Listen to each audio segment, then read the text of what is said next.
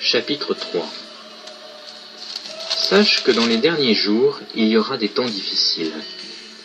Car les hommes seront égoïstes, amis de l'argent, fanfarons, hautains, blasphémateurs, rebelles à leurs parents, ingrats, irréligieux, insensibles, déloyaux, calomniateurs, intempérants, cruels, ennemis des gens de bien, traîtres, emportés, enflés d'orgueil, aimant le plaisir plus que Dieu, ayant l'apparence de la piété, mais reniant ce qui en fait la force. Éloigne-toi de ces hommes-là. Il en est parmi eux qui s'introduisent dans les maisons, et qui captivent des femmes d'un esprit faible et borné, chargés de péché, agités par des passions de toute espèce, apprenant toujours et ne pouvant jamais arriver à la connaissance de la vérité. De même que Janès et Jambres s'opposèrent à Moïse, de même ces hommes s'opposent à la vérité, étant corrompus d'enseignement, réprouvés en ce qui concerne la foi. Mais ils ne feront pas plus de grands progrès, car leur folie sera manifeste pour tous, comme le fut celle de ces deux hommes.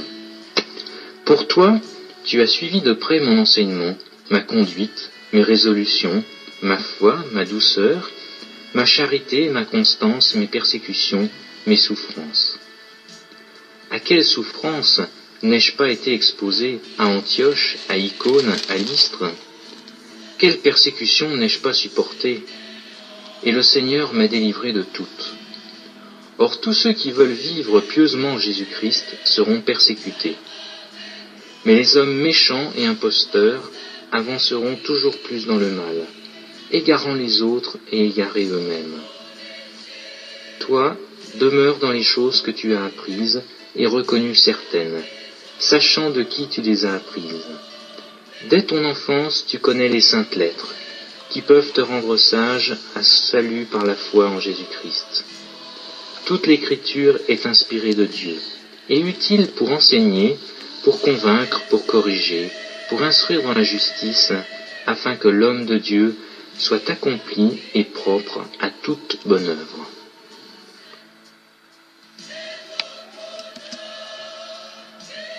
Deuxième épître à Timothée, chapitre 4. Je t'en conjure devant Dieu et devant le Seigneur Jésus-Christ, qui doit juger les vivants et les morts, et au nom de son apparition et de son royaume, prêche la parole, insiste en toute occasion, favorable ou non, reprend, censure, exhorte, avec toute douceur et en instruisant. Car il viendra un temps où les hommes ne supporteront pas la saine doctrine. Mais ayant la démangeaison d'entendre des choses agréables, ils se donneront une foule de docteurs, selon leurs propres désirs, détourneront l'oreille de la vérité et se tourneront vers les fables. Mais toi, sois sobre en toutes choses. Supporte les souffrances, fais l'œuvre d'un évangéliste, remplis bien ton ministère. Car pour moi, je sers déjà de libation, et le moment de mon départ approche. J'ai combattu le bon combat, j'ai achevé la course, j'ai gardé la foi. Désormais, la couronne de justice m'est réservée. Le Seigneur, le juste juge, me la donnera dans ce jour-là, et non seulement à moi, mais encore à tous ceux qui auront aimé son avènement. Viens au plus tôt vers moi, car Démas m'a abandonné, par amour pour le siècle présent, et il est parti pour Thessalonique. Crescens s'est allé en Galatie, Tite en Dalmatie. Luc seul est avec moi. Prends Marc, et amène-le avec toi, car il m'est utile pour le ministère. J'ai envoyé Tychique à Éphèse. Quand tu viendras, apporte le manteau que j'ai laissé à Troas, chez Carpus, et les livres, surtout les parchemins. Alexandre, le forgeron, m'a fait beaucoup de mal. Le Seigneur lui rendra selon ses œuvres. Garde-toi aussi de lui, car il s'est fortement opposé à nos paroles. Dans ma première défense, personne ne m'a assisté, mais tous m'ont abandonné. Que cela ne leur soit point imputé. Le Seigneur qui m'a assisté et qui m'a fortifié, afin que la prédication fût accomplie par moi et que tous les païens l'entendissent. et j'ai été délivré de la gueule du lion.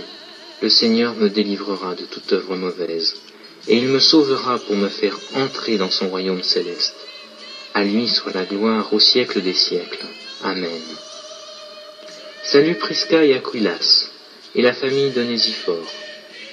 Éraste est resté à Corinthe, et j'ai laissé Trophime malade à Milet. Tâche de venir avant l'hiver. Eubulus, Pudens, Linus, Claudia, et tous les frères te saluent. Que le Seigneur Jésus-Christ soit avec ton esprit. Que la grâce soit avec vous. Amen. Deuxième épître à Timothée, chapitre 4. Je t'en conjure devant Dieu et devant le Seigneur Jésus-Christ, qui doit juger les vivants et les morts, et au nom de son apparition et de son royaume, prêche la parole, insiste en toute occasion, favorable ou non, reprend, censure, exhorte, avec toute douceur et en instruisant. Car il viendra un temps où les hommes ne supporteront pas la saine doctrine. Mais ayant la démangeaison d'entendre des choses agréables, ils se donneront une foule de docteurs selon leurs propres désirs, détourneront l'oreille de la vérité et se tourneront vers les femmes. Attendez. Mais toi, sois sobre en toutes choses. Supporte les souffrances, fais l'œuvre d'un évangéliste, remplis bien ton ministère. Car pour moi, je sers déjà de libation, et le moment de mon départ approche. J'ai combattu le bon combat, j'ai achevé la course, j'ai gardé la foi. Désormais, la couronne de justice m'est réservée. Le Seigneur, le juste juge, me la donnera dans ce jour-là, et non seulement à moi, mais encore à tous ceux qui auront aimé son avènement. Viens au plus tôt vers moi, car Démas m'a abandonné, par amour pour le siècle présent, et il est parti pour Thessalonique. Crescens s'est allé en Galatie, Tite en Dalmatie. Luc seul est avec moi. Prends Marc, et amène-le avec toi, car il m'est utile pour le ministère. J'ai envoyé Tychique à Éphèse. Quand il viendra, apporte le manteau.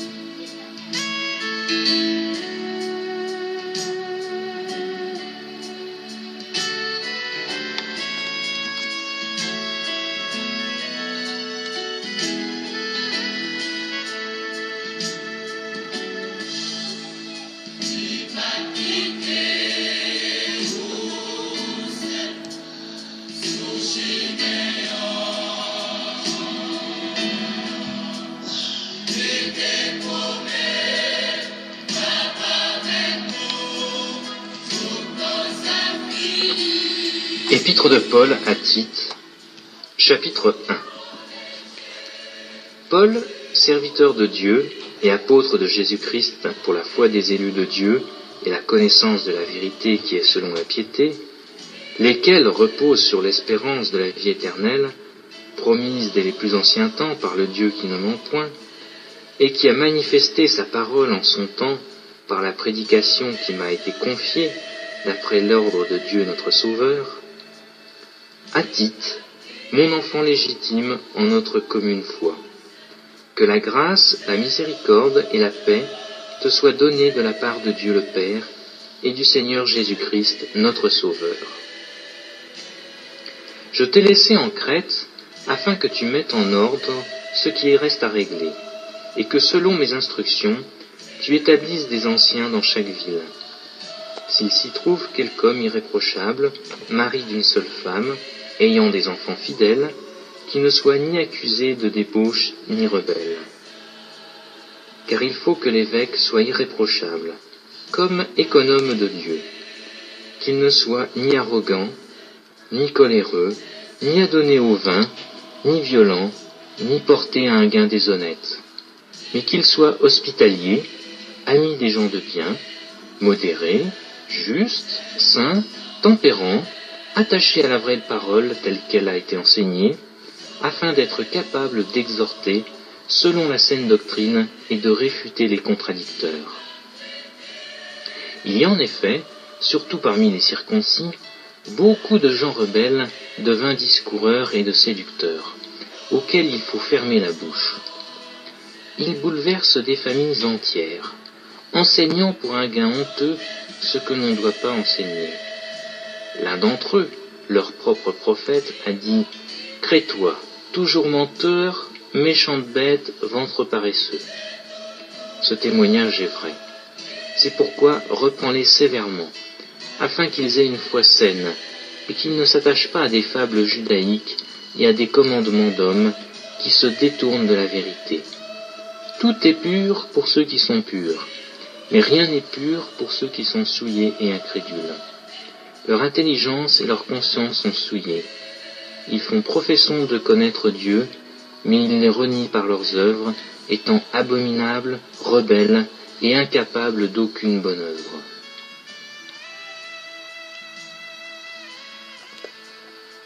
Épître de Paul à Tite, chapitre 1. Paul, serviteur de Dieu et apôtre. Deuxième épître de Paul à Tite, chapitre 2. Pour toi, dis les choses qui sont conformes à la saine doctrine. Dis que les vieillards doivent être sobres, honnêtes, modérés, saints dans la foi, dans la charité, dans la patience. Dis que les femmes âgées doivent aussi avoir l'extérieur qui convienne à la sainteté, n'être ni médisantes, ni adonnées aux excès du vin, qu'elles doivent donner de bonnes instructions, dans le but d'apprendre aux jeunes femmes et à aimer leurs maris et leurs enfants, à être retenues, chastes, occupées aux soins domestiques, bonnes, soumises à leurs maris, afin que la parole de Dieu ne soit pas blasphémée. Exhorte de même les jeunes gens à être modérés, te montrant toi-même à tous égards un modèle de bonnes œuvres, et donnant un enseignement pur, digne, une parole saine, irréprochable, afin que l'adversaire soit confus, n'ayant aucun mal à dire de nous. Exhorte les serviteurs à être soumis à leur maître, à leur plaire en toutes choses, à n'être point contredisants, à ne rien dérober, mais à montrer toujours une parfaite fidélité, afin de faire honorer en tout la doctrine de Dieu notre Sauveur. C'est la grâce de Dieu, source de salut pour tous les hommes, qui a été manifestée. Elle nous enseigne à renoncer à l'impiété et aux convoitises mondaines, et à vivre dans le siècle présent selon la sagesse, la justice et la piété, en attendant la bienheureuse espérance et la manifestation de la gloire du grand Dieu et de notre Sauveur Jésus-Christ, qui s'est donné lui-même pour nous, afin de nous racheter de toute iniquité, et de se faire un peuple qui lui appartienne, purifié par lui et zélé pour les bonnes œuvres. Dis ces choses, exhorte et reprends avec une pleine autorité, que personne ne te méprise.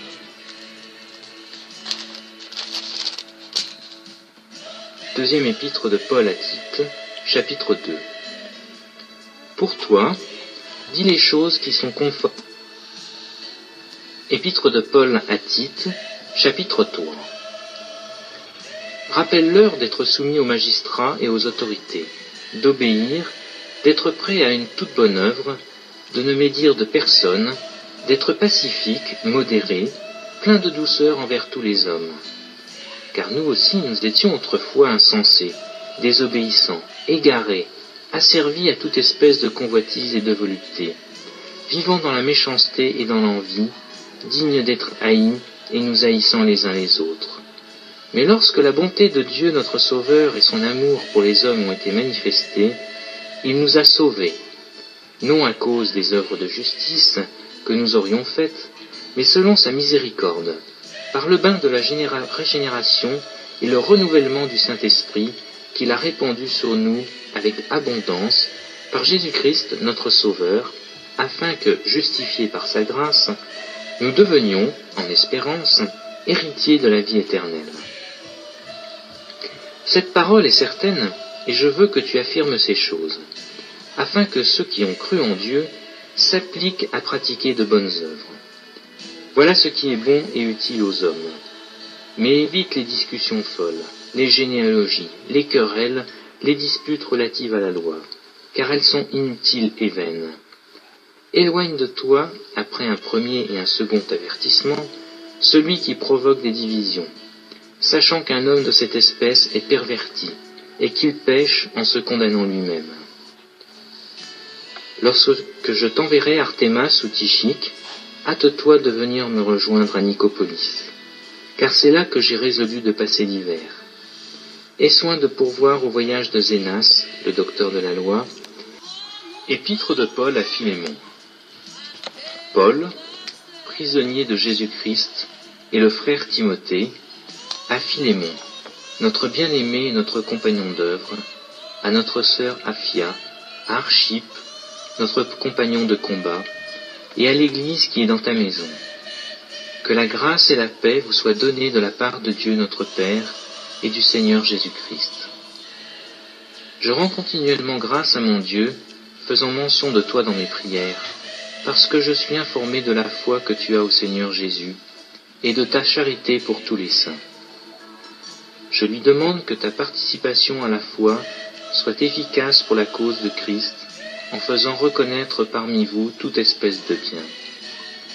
J'ai en effet éprouvé beaucoup de joie et de consolation au sujet de ta charité, car par toi, frère, le cœur des saints a été tranquillisé. C'est pourquoi, bien que j'aie en Christ toute liberté de te prescrire ce qui est convenable, c'est de préférence au nom de la charité que je t'adresse une prière, étant ce que je suis, Paul, vieillard, et de plus maintenant prisonnier de Jésus-Christ.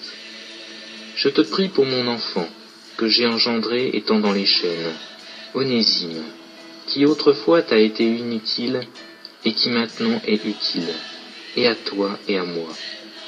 Je te le renvoie, lui, mes propres entrailles.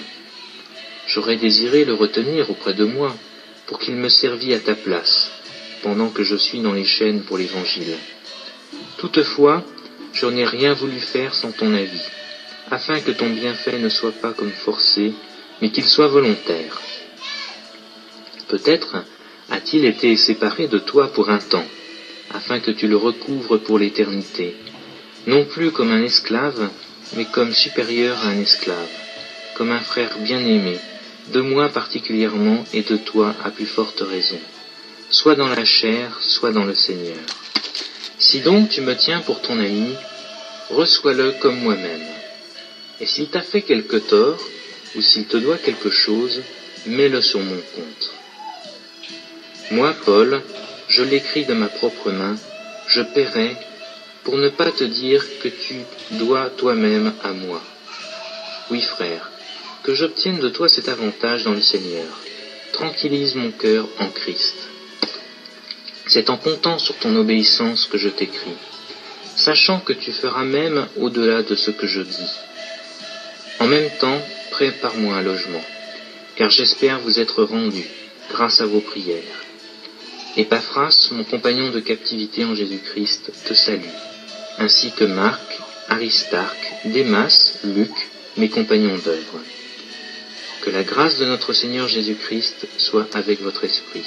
Amen.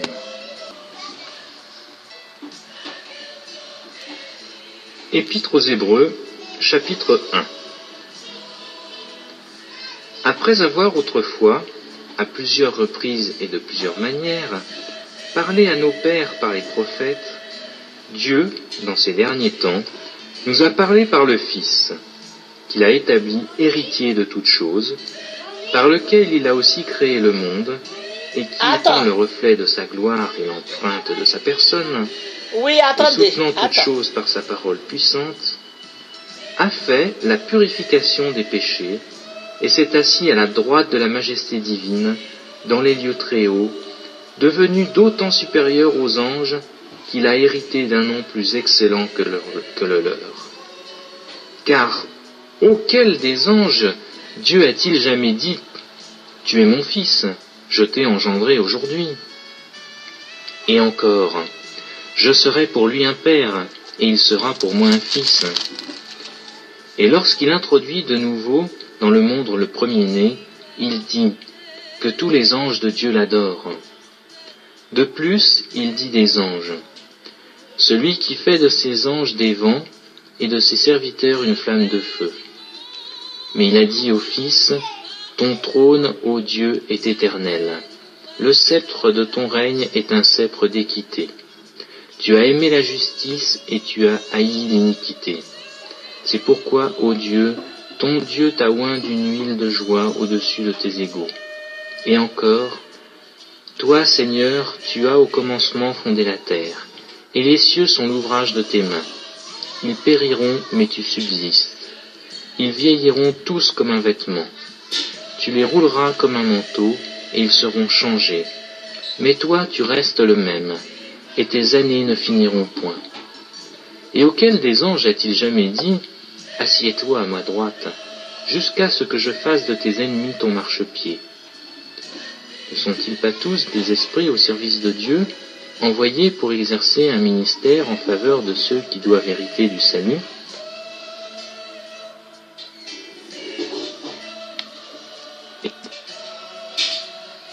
Épître aux Hébreux, chapitre 2.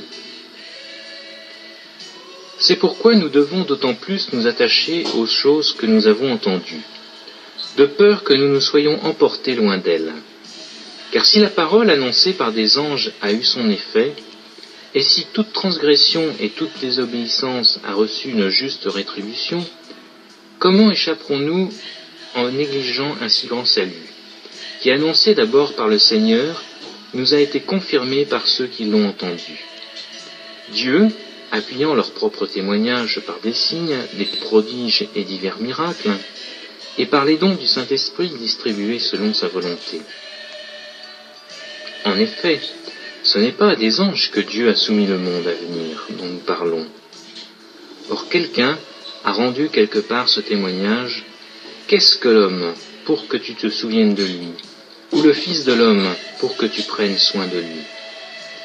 Tu l'as abaissé pour un peu de temps au-dessous des anges. Tu l'as couronné de gloire et d'honneur. Tu as mis toutes choses sous ses pieds. En effet, en lui soumettant ces choses, Dieu n'a rien laissé qui ne lui fût soumis. Cependant, nous ne voyons pas encore maintenant que toutes ces choses lui soient soumises. Mais celui qui a été abaissé pour un peu de temps au-dessous des anges, Jésus, nous le voyons couronné de gloire et d'honneur à cause de la mort qu'il a soufferte, afin que par la grâce de Dieu, il souffrit la mort pour tous. Il convenait en effet que celui pour qui et par qui sont toutes choses, et qui voulait conduire à la gloire beaucoup de fils, éleva à la perfection par les souffrances le prince de leur salut. Car celui qui sanctifie et ceux qui sont sanctifiés sont tous issus d'un seul. C'est pourquoi il n'a pas honte de les appeler frères, lorsqu'il dit « J'annoncerai ton nom à mes frères, je te célébrerai au milieu de l'assemblée. Et encore, je me confierai en toi. Et encore, me voici, moi et les enfants que Dieu m'a donnés. » Ainsi donc, puisque les enfants participent au sang et à la chair, il y a également participé lui-même, afin que par la mort, il anéantisse celui qui a la puissance de la mort, c'est-à-dire le diable, et qu'il délivra tous ceux qui par la crainte de la mort étaient toute leur vie retenus dans la servitude. Car assurément, ce n'est pas des anges qu'il vient en aide, mais c'était la postérité d'Abraham.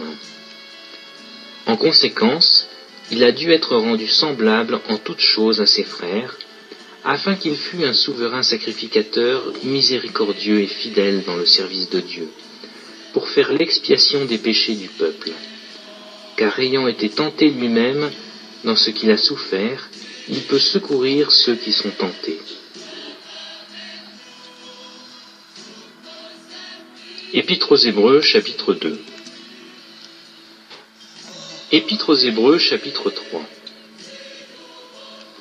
C'est pourquoi, frères saints qui avaient part à la vocation céleste, considérez l'apôtre et le souverain sacrificateur de la foi que nous professons, Jésus-Christ, qui a été fidèle à celui qui l'a établi, comme le fut Moïse dans toute sa maison. Car il a été jugé digne d'une gloire d'autant supérieure à celle de Moïse, que celui qui a construit une maison a plus d'honneur que la maison même. Chaque maison est construite par quelqu'un, mais celui qui a construit toutes choses, c'est Dieu. Pour Moïse, il a été fidèle dans toute la maison de Dieu, comme serviteur, pour rendre témoignage de ce qui devait être annoncé. Mais Christ l'est comme fils sur sa maison, et sa maison c'est nous. Pourvu que nous retenions jusqu'à la fin la ferme confiance et l'espérance dont nous nous glorifions. C'est pourquoi, selon ce que dit le Saint-Esprit, aujourd'hui, si vous entendez sa voix, n'endurcissez pas vos cœurs, comme lors de la révolte, le jour de la tentation dans le désert, où vos pères me tentèrent pour m'éprouver, et ils virent mes œuvres pendant 40 ans. Aussi, je fus irrité contre cette génération, et je dis, ils ont toujours un cœur qui s'égare, ils n'ont pas connu mes voies. Je jurai donc dans ma colère, ils n'entreront pas dans mon repos. Prenez garde, frères, que quelqu'un de vous n'ait un cœur mauvais et incrédule, au point de se détourner du Dieu vivant. Mais exhortez-vous les uns les autres chaque jour, aussi longtemps qu'on peut dire aujourd'hui, afin qu'aucun de vous ne s'endurcisse par la séduction du péché. Car nous sommes devenus participants de Christ, pourvu que nous retenions fermement jusqu'à la fin l'assurance que nous avions au commencement. Pendant qu'il est dit, aujourd'hui, si vous entendez sa voix, n'endurcissez pas vos cœurs comme lors de la révolte. Il y en eut en effet qui se révoltèrent après l'avoir entendu, non pas pourtant tous ceux qui étaient sortis d'Égypte sous la conduite de Moïse. Et contre qui Dieu fut-il irrité pendant 40 ans, sinon contre ceux qui péchaient et dont les cadavres tombèrent dans le désert? Et à qui jura-t-il qui n'entrerait pas dans ce repos, sinon à ceux qui avaient désobéi? Aussi, voyons-nous qu'ils ne purent y entrer à cause de leur incrédulité.